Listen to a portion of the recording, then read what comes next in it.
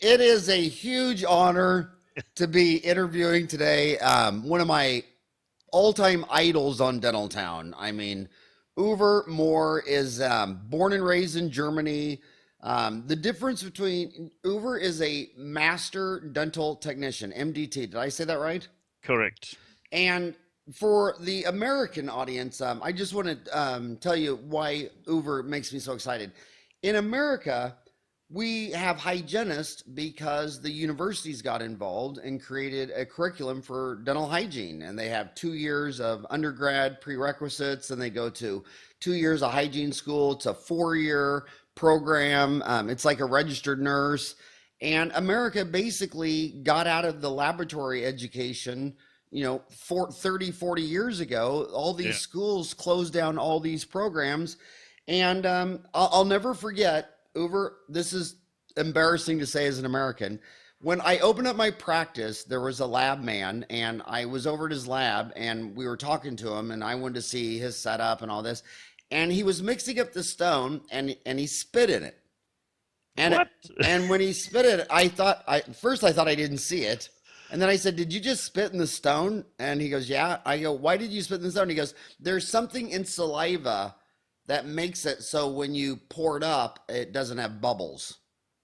Right. And I thought, "Oh my God, this is what happens when you don't have formal education." In Germany, America, and I'm sorry if this offends all the Americans, but it's how I feel, and I always want to be honest with how I feel. There's too many people lying to you, and as political leaders to have another Yeah. person lying. I'd rather have someone tell me something I don't want to hear and know that at least they're telling me what they really feel than wearing a suit and tie and lying to me.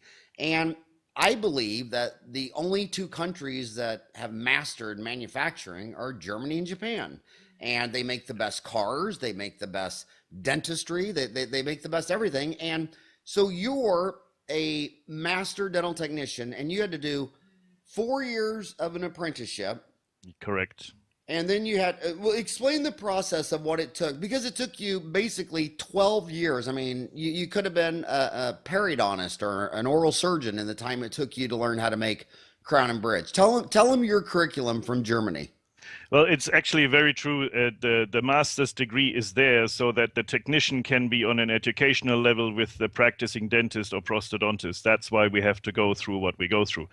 To be from the beginning, first of all, Howard, thank you so much for letting me be here. I mean, it's nice to see you again. Last time I saw you was when you were here in Toronto. I enjoyed that very much. The dental technicians program in Germany, as an apprentice, you have to apply to a dental laboratory. Then you go through a selection process in the laboratory that will vet your basic skills. You then get accepted, and it's a government-sponsored contract, and you do what's called dual education. You spend 3 weeks in the lab and then 1 week at college. So your education in theory teaching is the same as in practical learning. They're supposed to match. So when you're in the denture department, you do dentures at the college too. So that's 4 years. You have to graduate, and you graduate with what is the equivalent of a CDT in the States. Then you have to do 8 years of postgraduate studies, you're supposed to learn specified techniques. You have to learn, for example, milling technique. You have to learn telescope techniques. You have to learn implants. You have to learn ortho on a master level. You have to learn dentures on a master level. And the way you do that is go study with the best master technicians out there giving the courses. And if you're lucky, like I was, you have a master technician who is an expert in one, and he was an expert in gnathology. So then you apply to master school. Applicants, 99% are set to fail. That's the government standard that is set. They want the top 1% enrolling in master school. So you have to do a theory exam and a practical exam to be permitted into master school.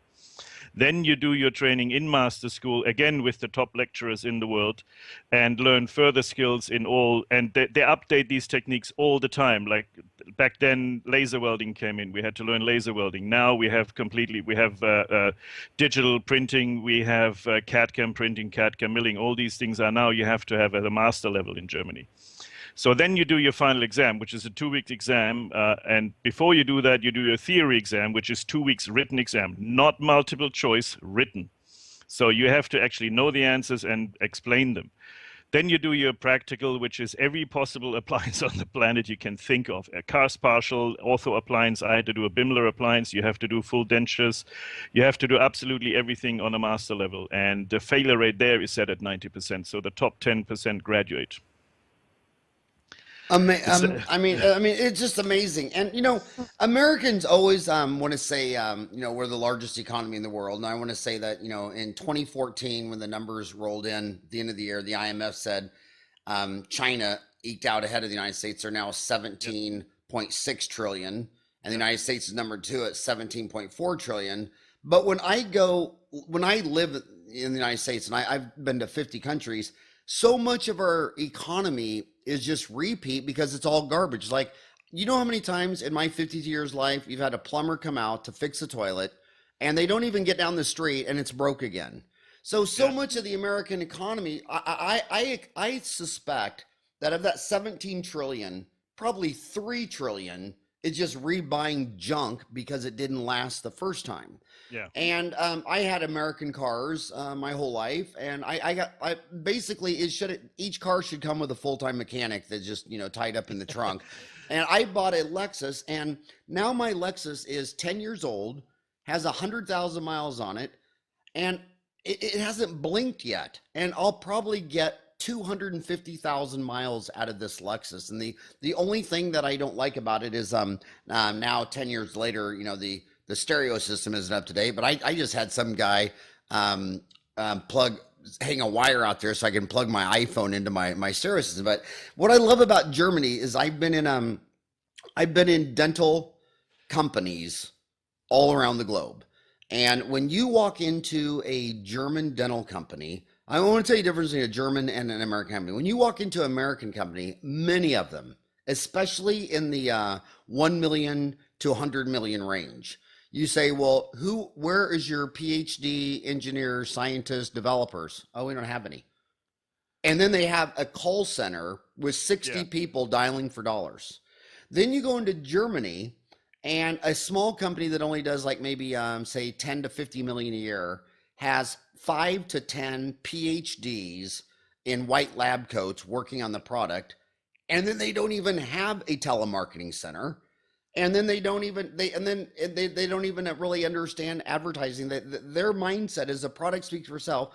And in the German factories, you can eat off the floor. Yes.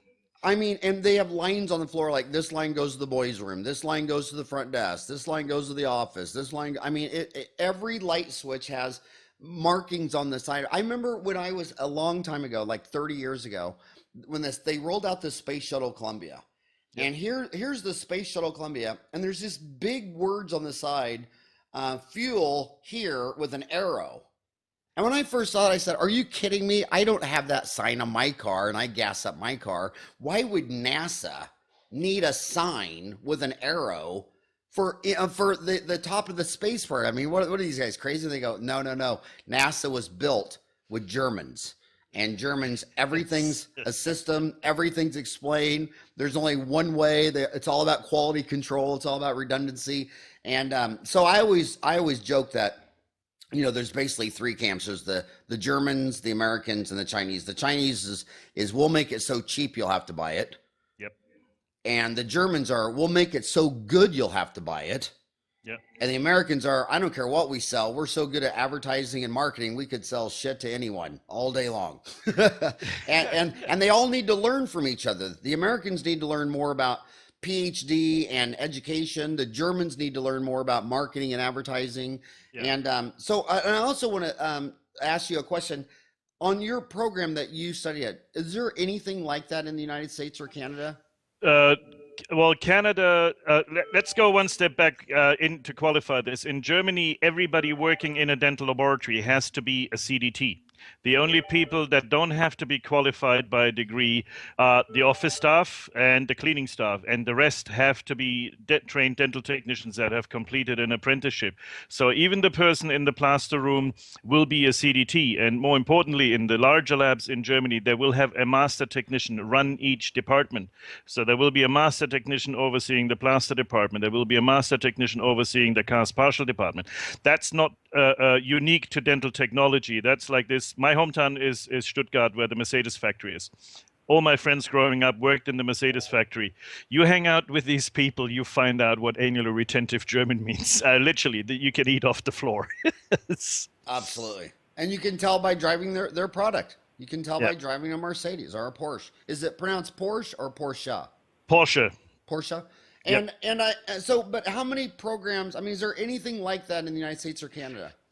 Canada has a program, and it's a little bit different by provinces. I wish they would federate it. In Canada, if you want to work in want to own a dental laboratory, you have to employ or be an RDT, registered dental technologist. That's a 2.5-year program at George Brown College. The problem with that program is it is about 50 years old. The technology they teach is outdated 30 years ago. And you don't qualify with a degree. You have to then spend another 2 years in a commercial dental laboratory under an RDT, and then you have to do your exam separately. Most people choose not to do the RDT exam because by that time they either left the industry or they're bored. And the United States has some programs, but like you mentioned earlier, they're just shrinking away. They're getting put out of existence because mass production is what's being done. There is very few high quality laboratories, and you will find these are all small guys like me, one-man shows, two-man shows. So, and I also want to say that I thought there was a massive lesson lost when I got out of school in '87. There were 15,000 laboratories in the United States that had a mailing address that people like LMT were mailing a magazine to. Yeah. And now, 25 years later, there's only 7,500. So we've lost half the labs, and a lot of this moved to China. And a lot of people say, well, China, because it was labor intensive and it was just cheap. But I got to ask you, so does that make sense to you guys? Do you dentists out there?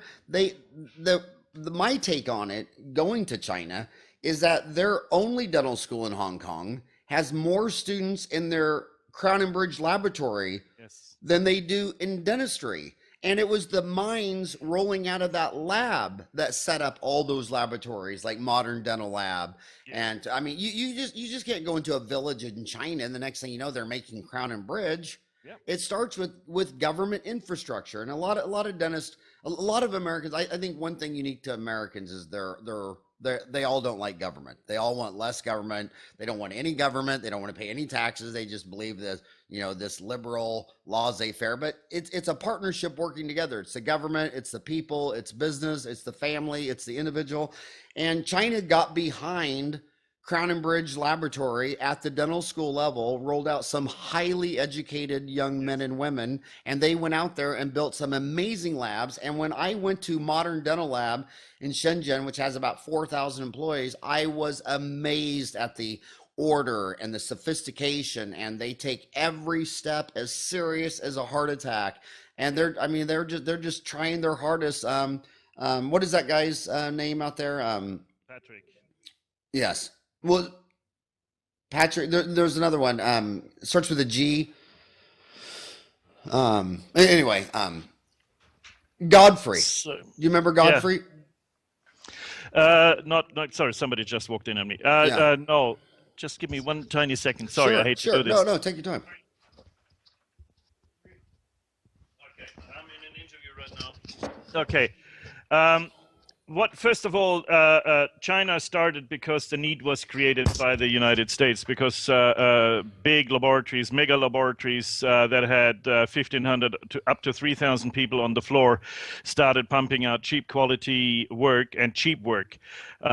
Which then China, people decided if it's going to be that cheap, China can do it cheaper. So China filled a void that was there, but it was, in my opinion, created by the big US laboratories that wanted to capture all of the market by making it cheap and putting it beyond the production cost of the average laboratory in the US. If you look at some of the super skilled people we have on Dental Town, there is no way in the world they can produce a crown for $100. That's just, they'd be losing 200 if they did.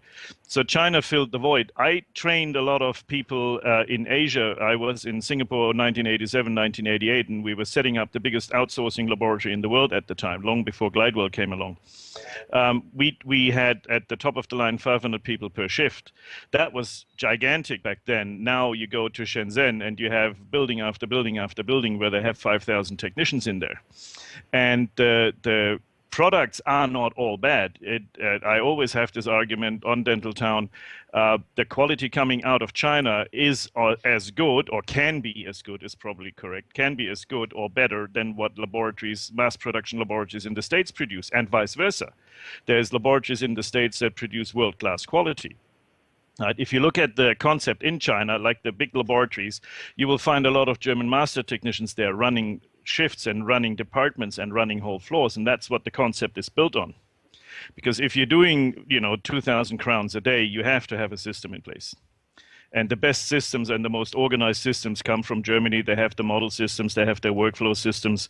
And if you train by department and compartmentalize the product, you end up with a much better product in the end. So first of all, I got two questions for you. The first question is, you were born and raised where they made Mercedes-Benz. Yes, and I'm third generation dental. My grandfather was a dentist, my father was a dental technician. At age 9, I was making custom trays in his laboratory. So I'm damaged. And when you look at the history of humanity, most last names are associated with your occupation, like a Smith was a blacksmith. Yep. And when I grew up in Kansas, most everyone goes into the family business. If your dad was a wheat farmer, dairy farmer, or a corn farmer, or whatever. I mean, family businesses. That's so romantic to hear. I've heard stats that 1/3 of all dentists in the United States have a dentist, another dentist in their family. Cultural, but when you look at I don't know the exact example for Mercedes, but like for GM, they have a low-cost Chevy, then a Pontiac, then an Olds, then a Buick, then a Cadillac.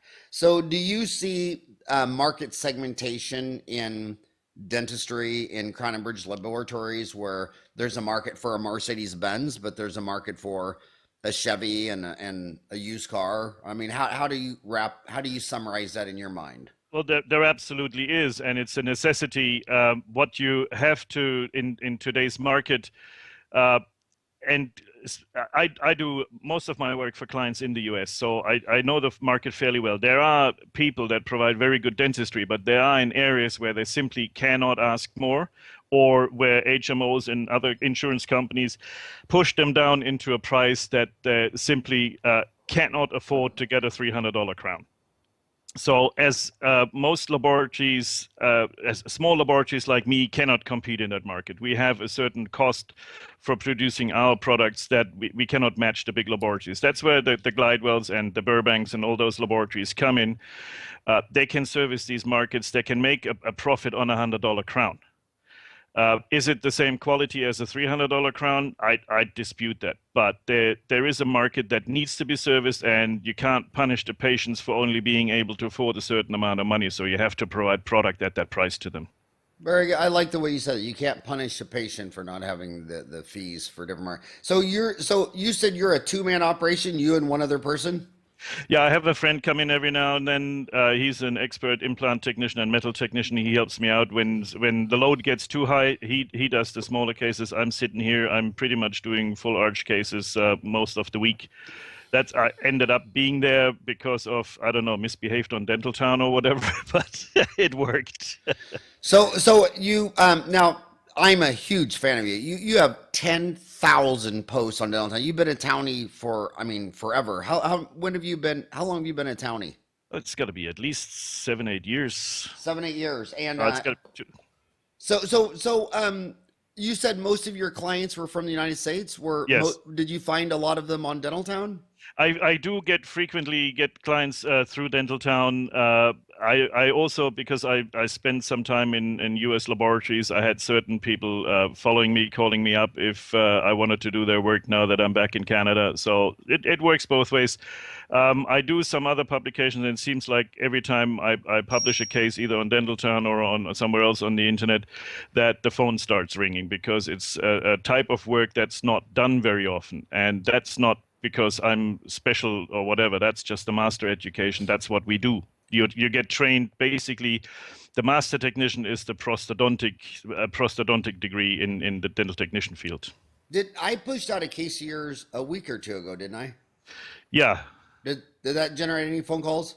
Actually, it did. It's nice to hear it, and I always love it when townies call. Even like the majority of calls are inquiries, and it may or may not lead to me getting the case. But it's nice, and I'm always happy to discuss cases. And this is one of the reasons why I always I email a lot of pictures back and forth, and any which way it goes. Uh, in doing that, we can get to a different level of discussion. Well, if you ever post a case on Dental Town that you want me to push out, email me, send me an email, howard@dentaltown.com, and say, here's a great teaching case. If you think you got a case where you're teaching something and this would be great to push out, I Yeah, would love to. I would love to. I'm doing a few. I'm very fortunate.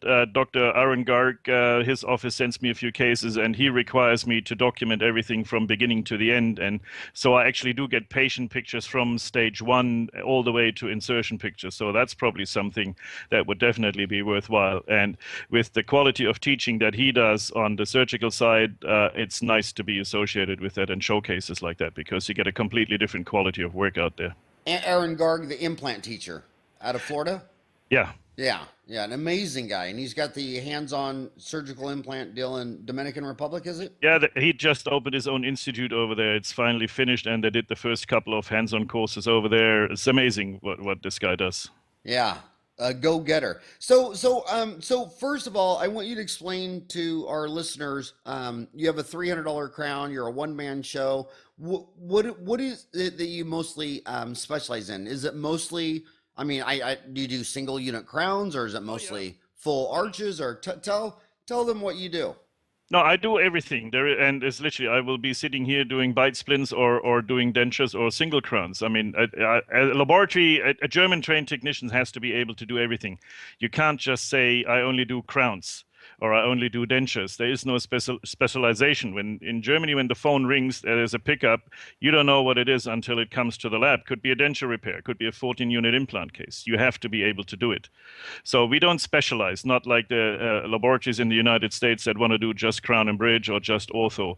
So we have to do everything. I do a lot of single crowns. I do a lot of regular crown and bridge, but predominantly full complex cases. Somehow I ended up with that. I don't mind it. It's nice. Let's focus on the dentist listening. I love these podcasts because they're exploding on iTunes. I think the reason podcasts are a big hit is because I think most humans are too ADD to sit in a chair and read a black and white book.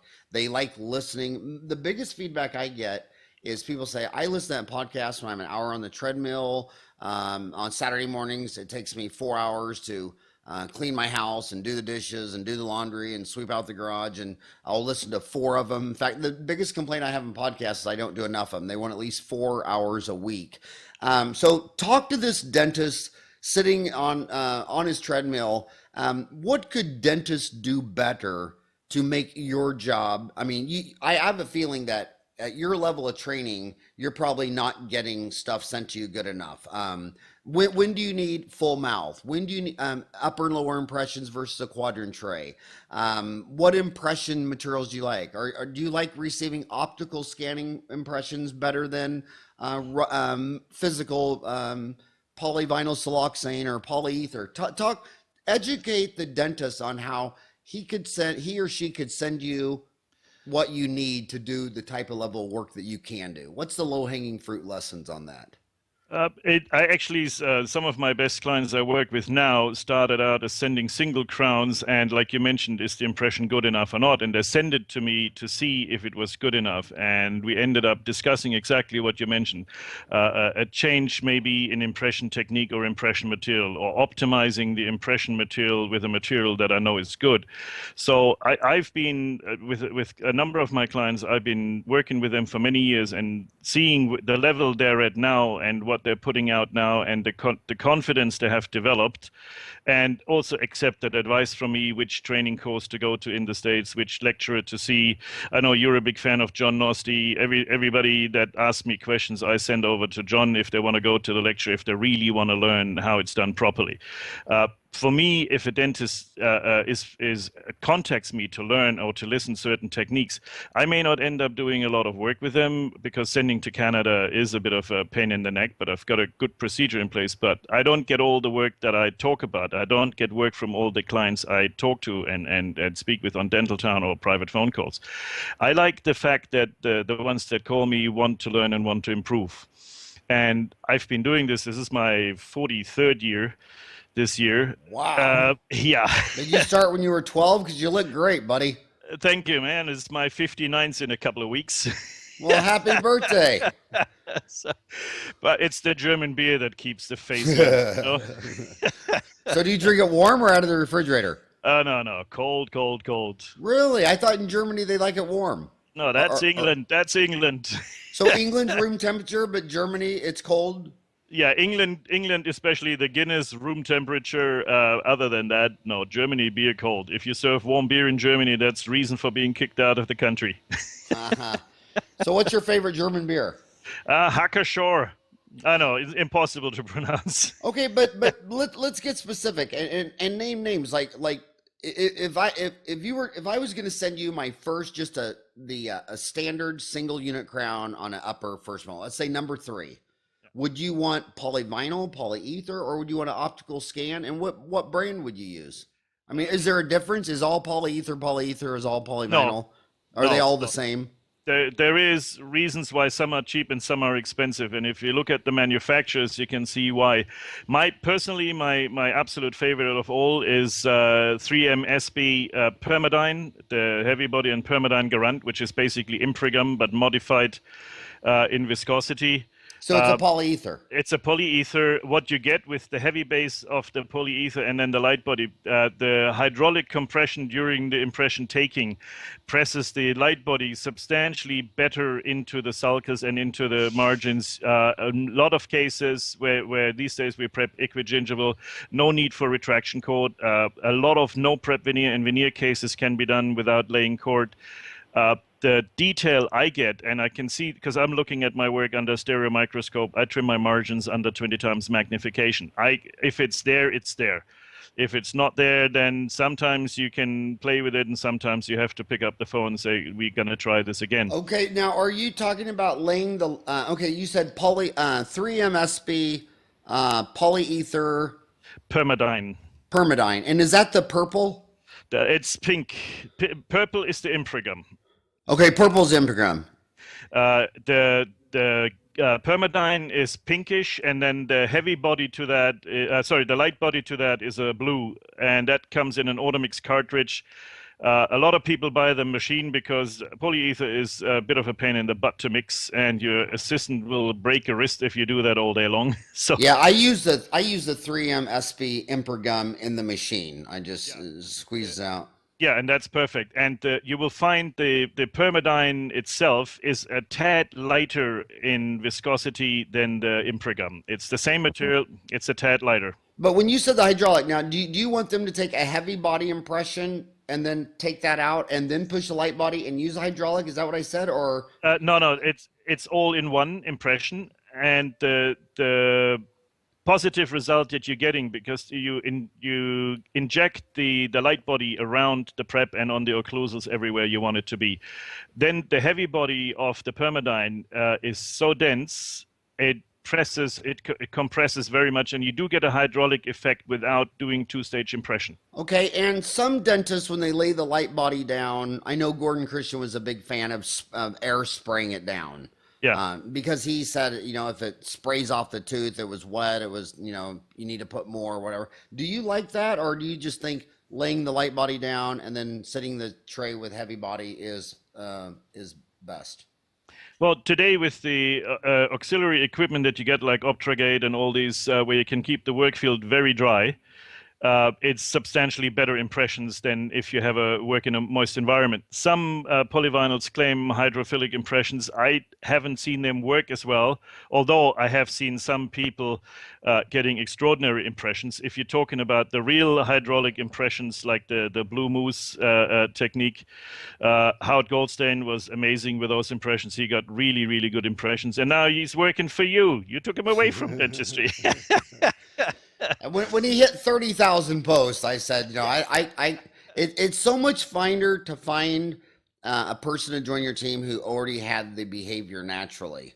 I mean, you're a genius for hiring him. He's one of the nicest people. I've had the pleasure of meeting him. I consider him a good friend of mine. He's keeping me in the straight and narrows on Dental Town. I used to misbehave in the past. Have you noticed all the best guys in dentistry are named Howard? Howard Apparently, Mills. apparently so. Apparently so. There's another guy down in Florida, Howard Chaslin, who's Oh, absolutely. one of the best practitioners you'll ever see in your life. Yes. Big time townie poster. But what do you think of some people are saying that the optical impressions are far more accurate, and that when I mail you an impression, like say I mail you an impression and it goes into a UPS truck at Phoenix, Arizona, Yeah. and it's 110 degrees outside. Yeah. They're saying, and then it goes to Canada where it's 10 below zero. Is that affecting the impression? Are you receiving any optical scans? What are your thoughts on that? Any? I like optical as much as I like polyether. I mean, it's a very good system. It's definitely here to stay. The technology is let's put it this way more accurately. There is more technology coming over from Germany and Japan in particular now that make this a much better system. I installed a system, 12 years ago in England. I set up a head office for a chain of dental laboratories, and the first things we bought were two $250,000 milling machines that could pump out 150 crowns each a day. Optical scanning or scanning the impressions and things like that. That's 12 years ago in Germany. They're finally coming around. There's a number of laboratories in the States that are bringing machines off that level in. There's a lot of milling machines in the States, but not at that level. Like with these machines, I can mill a complete implant bar, including the interfaces and the denture base and the retention pins for a denture, all in one block.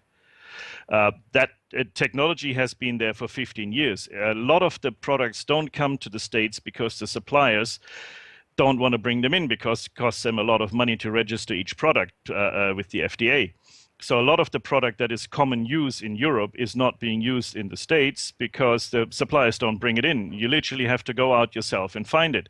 There is some great technicians and laboratories in the States that brought in a lot of systems at a very high cost, sometimes more than double the cost what the system costs in Germany because there's no distributor or supplier there. So it's considerably more expensive to do that in the States, whereas in Germany it's commonplace. Even a two-man lab in Germany would have their own milling system worth $150,000 or $200,000. And is this one system you're talking about? What's the name of this one system, or is there several of them? There is now several. Back then there was one. The company is called Hintel. They are represented in the States now. I believe Dave Lesh has at least one machine. There's a couple more out there. David Lesh in Texas. Yeah, and there is the scope of that system is tremendous. Now, Germany, the Health Fund, and many other countries in Europe, the Health Fund will pay you a PFM crown up to the first premolar on non-precious. Right, that's paid in full by the Health Fund. If you want to change the alloy, you pay the difference out of your pocket. They will pay you for a full metal crown from the second premolar back. If you want to change that, you pay the difference. But the cost and everything is covered. You just pay for the material. So in England, where we set up the system, NHS in England pays non-precious only. And back then we were milling titanium. We were milling close to 200 copings a day in titanium. And there's porcelains that can give good results. I'm not happy with the long-term results because the way the titanium is treated, there's better systems, but that's what we're doing at the time. British Health Fund is non-precious. Now, a CAD-CAM milled titanium coping or non-precious coping, you can get a puck for any milling machine out of any material in Germany. You can even have high gold or 24 karat gold. It makes no difference. You pay for the material yourself. If you do, I can do a 10-unit titanium bridge or non-precious bridge as a PFM bridge. The fit of those and the material properties of that is far superior than a cast product, because with casting you introduce gases, in the case of titanium, quite volatile gases into the system. Whereas if you have milling from a pure titanium puck, you don't have those contaminations. So CAD-CAM milled titanium, a CAD-CAM milled chrome cobalt crown will be better than a cast alternative. Now, as far as porcelain bonding strength, well, first of all, tell me this: what are your thoughts when? So there's 5,000 graduates a year in the United States, and they're coming out and they're writing the first lab script. What should they be thinking when they're checking that lab box of porcelain to full gold, porcelain to semi-precious, porcelain to non-precious. Help this 25-year-old kid. What should they be thinking about those three different types of crowns? What are the pros and cons? Price, quality, aesthetics. What's going through your mind, Over?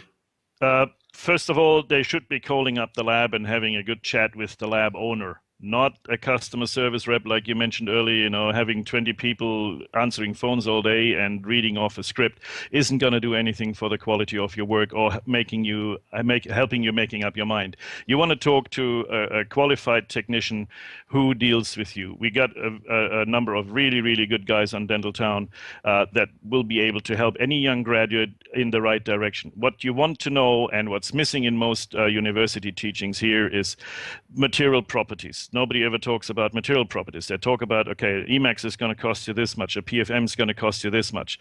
And then they work out their scope. If they're working as an associate, they may get some help.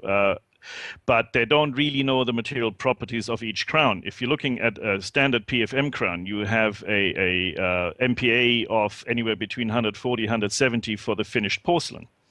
The gold may be 700. That doesn't do you any favors if you design the crown wrong, or if you under prep, or if the laboratory makes mistakes and doesn't apply metal support, then that crown will fail, no matter how good the gold is. It's the way the porcelain is designed. That's the standard PFM porcelains. Then you're looking at something by comparison like Emacs as a pressed. Milled is 370 MPAs, pressed is 400 MPAs. I can put that, and I do. I haven't done a PFM crown, I don't know how many weeks, because everything is Emacs these days. When you're working with those compressive strengths, you can help an inexperienced operator achieve a very good result by choosing a material that's better suited to the purpose. And that's what you need to talk to laboratory before you pack up that case and try to work out the script. Call them up. Guys like me, you have Rick over there, and you have Brian and all the great technicians on Dental Town. They'll be happy to answer a phone call, even if you don't send the work there. They'll say, let me talk about material properties. What's your favorite crown? And that's what I always, sometimes I throw my colleagues under a bus saying, a lot of dentists are very book smart, but a lot of them aren't street smart. And I think when you are street smart and book smart, you go crazy. Like for instance, so many of them think that to learn just a little bit of information, they have to pay $5,000, fly to another city, and take a 3-day course in some big brand name. And when I got out of school, there was a German lab out here, Wolfgang. Do you know Wolfgang? There's a very common name. Oh, it's a common name. Anyway, there was this older German guy with the same accent as you, and I called him up, and he said, it'd be a lot easier if I could, show you. Would you come down here? And I went down there. I swear to God, he spent half the day with me, and he was showing me all these income. And then every time I had a question, I'd just say, "Can I come down there?" And sometimes it was an hour, sometimes it was 2 hours. Someday I observed half a day, and it was free, and he was my friend, and he was in town, and I didn't have to buy airplane tickets, and I mean, so street smart. You're right. Log on Dental Town. I mean, even the online C courses for $18, and the dentist won't do that. Then they'll spend $5,000 on a 3-day weekend, and they didn't even fund their 401k this year. Yeah. I mean, you can learn so much high quality information for low cost. So is going from PFM to Emacs, do you think that's a good thing for our industry, or? Oh, it's perfect. It's perfect. And Saric in particular helped us with that for laboratories, because so many dentists have bought into the Saric system, and they're doing the single crowns in the operatory, and the material itself is a really good product. I'd put them on second molars without problems if everything else is correct. But it helped pave the market for Emacs. Emacs itself is a fantastic product. I don't know how many thousands I do a year, but it's my main product. I have 4 pressing furnaces here for Emacs. When it rolls, it rolls. Okay, Uwe, you might not know how smart you are compared to how we started when we rolled out dental school, but you're throwing out the term MPA and 300 MPA and this, that. Explain what the MPA is and what that meant to the kids that flew over their head. All right, dental materials for crown and bridge or in general get measured in 2 levels. One is the hardness of the material, which is generally measured in Vickers. And then you have the compressive strength, which is MPA. you, for example, as a material, when you go back to Procera alumina and you go back to Vita alpha, you have a compressive strength of 140.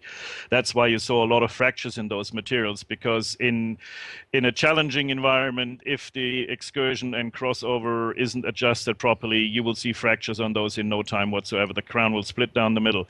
In PFMs, where you have the older type porcelains, when you're looking at Ceramco, it was very, very widely used in the US, nowhere else in the world, but in the US. Vita VMK 68 came out in 68, and that had far better material properties, but it was too expensive for the American market, and it wasn't distributed very wisely, because the guy who owns the company is particular, shall we say. Much, much better porcelain in compressive strength and material properties. Ceramco, for example, would shear off, and it would shear off because the technician made a mistake not designing the metal support properly. Compound that with a porcelain that had very poor shear resistance with a 140, I think 148 MPa. Anytime you have somebody bruxing horizontal or vertical clencher, that would destroy that crown in no time, and then you had to start all over again. There was Ray Bertolotti invented the taco crown, or shell crown as it's known, because there were so many bridge failures that you had to invent a crown to slip over the top of an existing bridge in order to stop remaking the bridge. That's how bad the properties of the material were, but that were the best porcelains available in the day. So now we have even regular VMK porcelains that come up to 190, 200 MPAs. They are much better and much more durable, but also the educational level of the general dentist has gone up. And we have to blame you for part of that, because it's really, dentists now know that you can't put a crown into an anterior case or posterior case that's not suited to it, and you have not equilibrated the bite, or you have not taken the patient into consideration. You haven't analyzed the case. Does he need an NTI or a night guard after he's received a crown? And what one of Howard Chaslin's favorite sayings, it's no point putting something in there if you don't address the circumstances. It's going to break like the natural teeth did. Since you've mentioned Howard Chaslin twice, can you do me a favor when we're done and call him and tell him that I want to do a podcast with him? That'd be a great follow-up. He'd be very open to that. He's a nice guy, one of the nicest down-to-earth guys out there. Amazing clinician. You mentioned John Nostine. He's the one before you. Yeah. And then you mentioned Howard Chaslin. So I think for our viewers, if you called him and he was the next, that would be a great flow. So this kid's coming out of school. They're opening up their office, and on Dental Town, and you hear Emax, you hear Bruxer. What would you tell that kid? What's the difference between Emax, Bruxer? Well, I would tell them to do exactly what you did. If you really want to know the materials, go and spend a day or two in a laboratory and see what a laboratory has to do to get a good result out of one of those. You can put a Bruxer on everything. Whether or not it will stay there is a different matter. Whether or not it destroys the opposing dentition because you didn't adjust it right, that's for the dentist to learn. But the material properties and the applications, you cannot do better than go and spend a couple of days in a lab somewhere. That'll teach you more than any course, because if you see what a technician has to do to get that result that the dentist wants, and I'm fortunate, I work with some amazing dentists. I've also worked in big commercial laboratories where you get 500 impressions a day and you'd want to send back 250 of them, because that's the reality out there. There is still a lot of impressions that are taken poorly, either with the wrong material or the wrong technique. And the big commercial labs have to push those through, otherwise they lose half their turnover. So in laboratories like that, you need to have an education department or somebody responsible to teach the dentists the steps they want to take.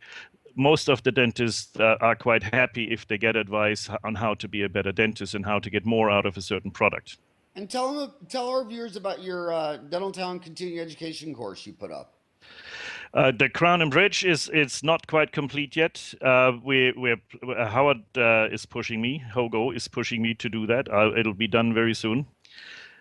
John Nostin, sorry. And what is that going to be like? What is that course going to be on? I wanted to focus on standard laboratory procedures for implant work, because there is a few steps in the laboratory that can make it a lot easier for the dentist. And along the lines of what I do with Dr. Garg, starting a case from with the final outcome in mind is what Mish postulated. You have to go back from the functional aspect of the case that you want to finish with and work your way back from there. That means you have to start with a denture setup or a diagnostic wax up. It will. We do these with the flanges removed, so the dentist can visualize where the bone is missing, and it shows you from the tooth position where the implant should be, and then the dentist has to go and work out how to get the bone there or go with an alternate route. And that's the main focus of my work, really, is these types of cases where we have cases. Most dentists inherit a case. The patient walks in with an implant. What do you do now? And that's the situations I get a lot of phone calls from, where it suddenly goes, okay, this is what I'm stuck with. Right? So we want to go back and show dentists simple steps that every GP can do, even if they don't place the implants themselves, to visualize first and analyze the case to see how complex the restoration will be. Placing single implants or 3-4 implants is okay, but when you go in a situation where there is major bone loss and several grafts have been applied and failed, and you got to go back into that scenario, the patient still wants fixed teeth. Nobody wants removable teeth anymore as such. So you got to be able to, as a laboratory, you have to be able to supply the dentist with all the information he needs to make up the decision which way he can go, so he can present this to the patient and said, you have 3 options. You have option A, which is the cheapest. You have option B, which will get you by. Option C is the Mercedes, and that'll get you for the rest of your life. So the complexity of that isn't very well known, and the treatment planning is the part that's lacking. You know, the first thing Carl Misch told me, like, I think it was like 25 years ago, I got my fellowship in the Misch Institute, you know, a quarter century ago. And he said the reason he thought he was so successful in implantology is because first he mastered dentures, removable dentures. Absolutely. Long before he ever did an implant. And he said he started noticing that these dentures on implants that other people were doing, the dentist was complaining that the implants were cheap because they were snapping. And Carl was looking at the denture saying, the denture and the occlusion and the bite is so bad. That's why it's biting. That's why they're breaking. And what you just said is you start with the restoration and work backwards. Yeah, and if you can't visualize the finished case, the bite, the occlusion, the aesthetics before you go and start placing implants, it's kind of backward deal. I want to get back to these optical scanning. So dentists are hearing all these companies. You can't go to a convention and throw a cat without hitting 3 different scanning companies. And they're getting better. That's the good news. But walk this down too, because they get stressful when the decision is going to cost them $100,000. Like to upgrade from a 2-dimensional pano to a 3-dimensional, that's $100,000. To get into CAD CAM, E4D or Saric Sirona, that's $100,000. Some of these lasers are $50,000. These optical scanners, can you help this dentist make a decision? There's different companies, there's different prices. Some of them, I've heard some of them will put the machine in and just charge you per scan. Help this dentist, because I look at the search data on Dental Town, and the highest searches are usually associated with the highest amount of money to solve the problem. That's when the mission of Dental Town, all I wanted on Dental Town is a place where anybody who works in dentistry doesn't have to be alone. So if you're sitting in your one-man lab or you're sitting in your one-man dental office and you're pulling your hair out, you can go to a place and find other people like you. So help this dentist wrap around. So let's say they're out of school 5 years. They got $300,000 in student loans. They bought a practice for $400,000. They got a house for $250,000. Help them make a decision. Should I buy an optical scanner, and pros and cons? Help them with that decision. Well, the market for optical scanners is much better now. We get much better scanners, different system. Even some of the older systems they have now updated, and you can compare the difference in quality level, the upgrade red cam, blue cam with Saric, a substantial difference.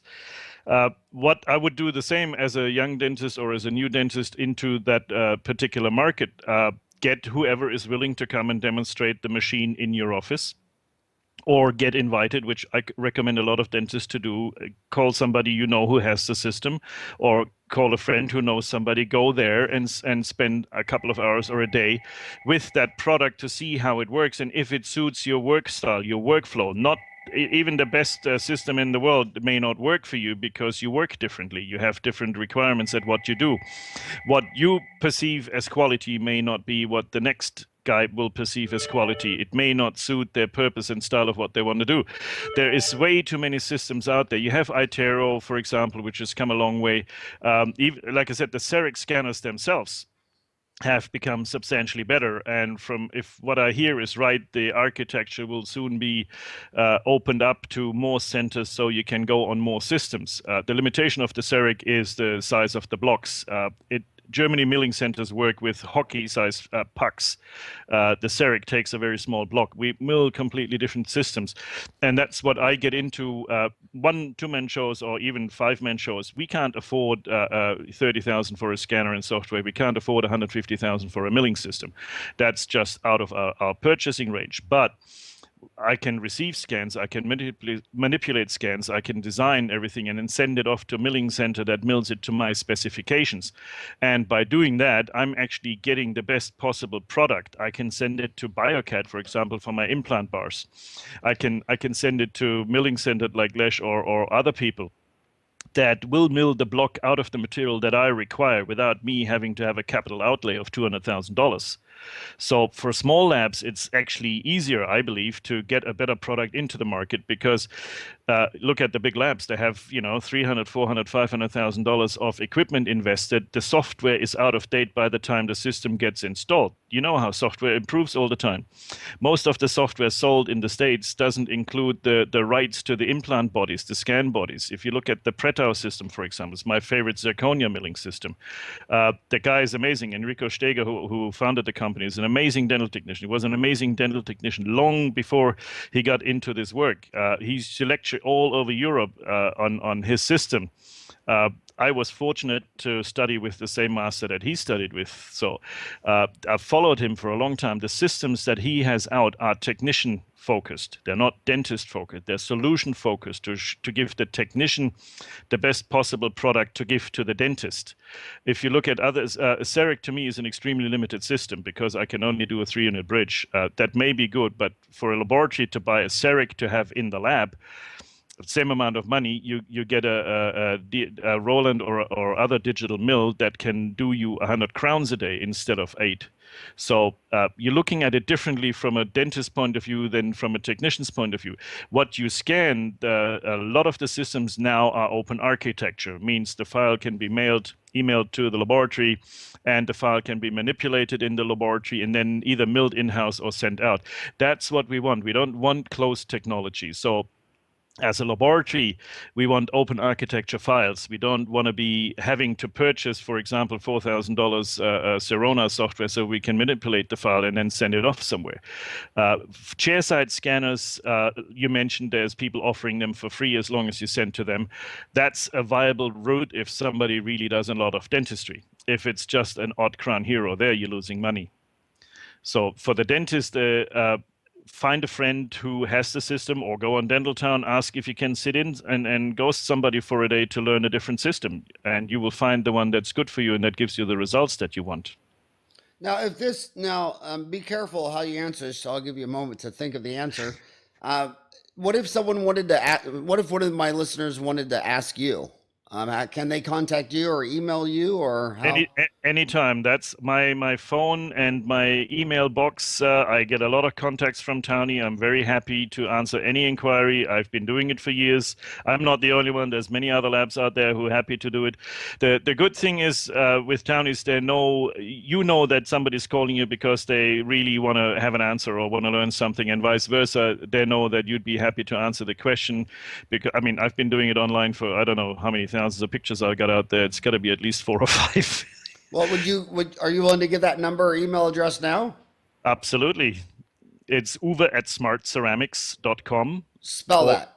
UWE at smartceramics, SMARTCERAMICS.com, or my toll-free number 1-888. Oh, don't give them a toll-free number. God, they're asking you. Don't be paying for their phone call. That's all right. It's all right. Okay, what's that number? It's 1-888 264-0787. It's also in my signature on Dental Town. Everything's been there for years.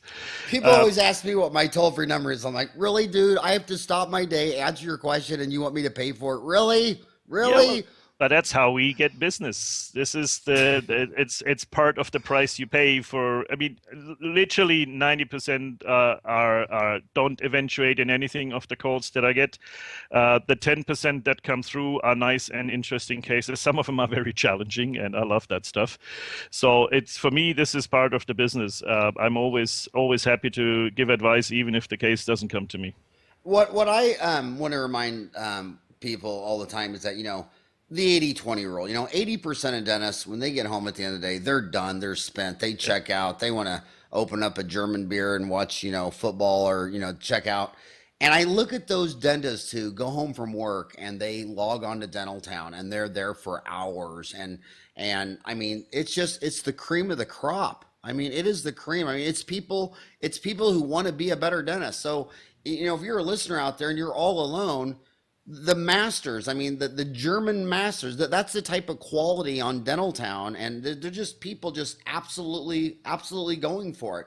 So Uwe, I only got you for 3 more minutes. I want to ask you a philosophical question. You said you're turning 59 in a couple weeks, Yep. and you got into in your third generation dentistry. I just want to ask on a big macroeconomic question.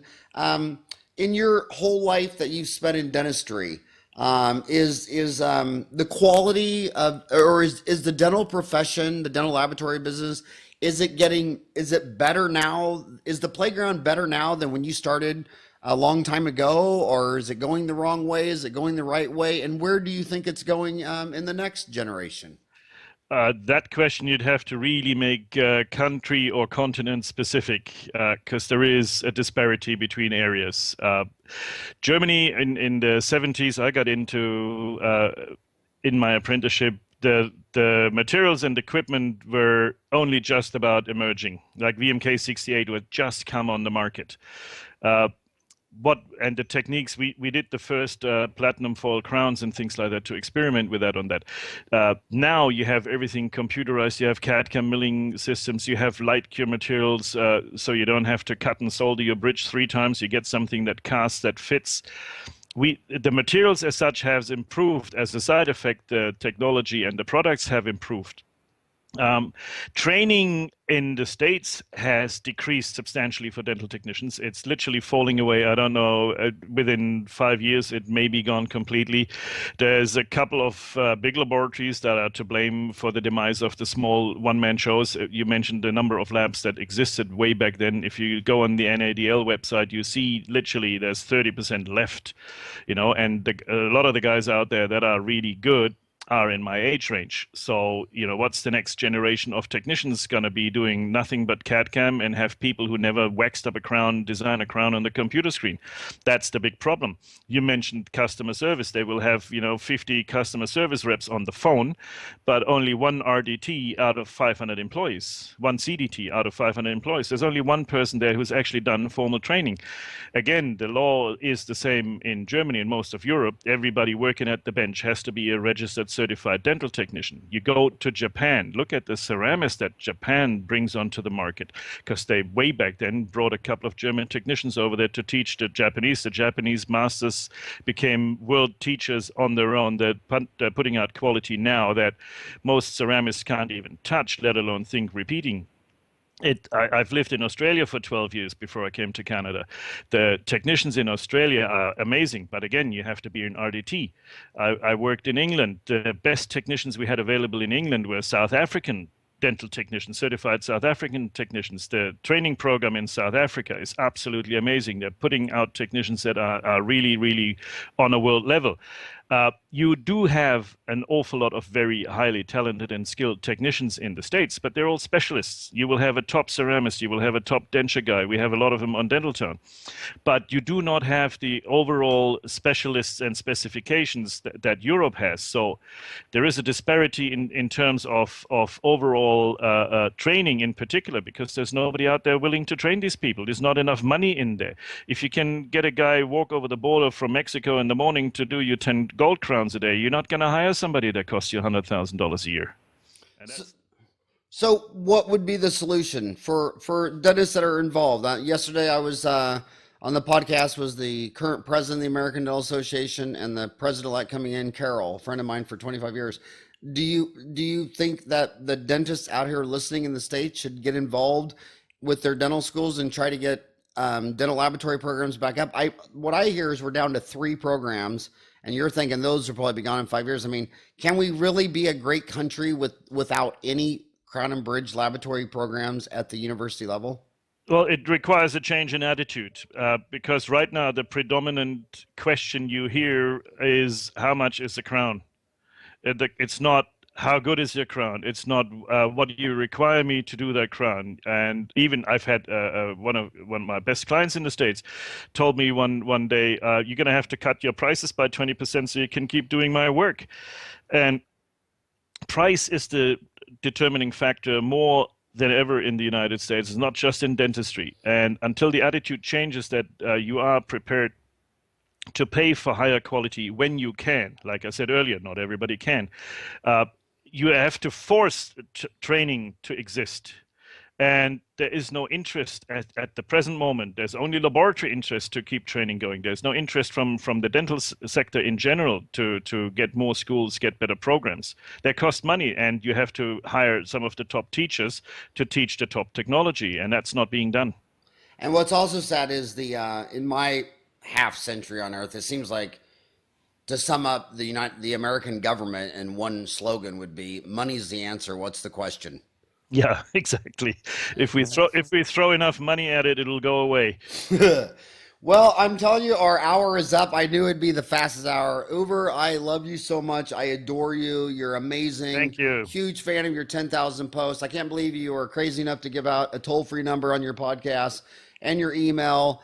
Thank you for all that you've done for dentistry. Thank you for all that you've done for Dental Town. Thank you for literally answering 10,000 dental questions on Dental Town. You're just, you're my idol, buddy. Thank you so much. Thank you so much. Thank you, Howard. It's a pleasure being here. All right. Keep it up. All right. Thank you very much. I look forward to your online course. All right, man. All right. Bye. Have it soon. All right. Bye.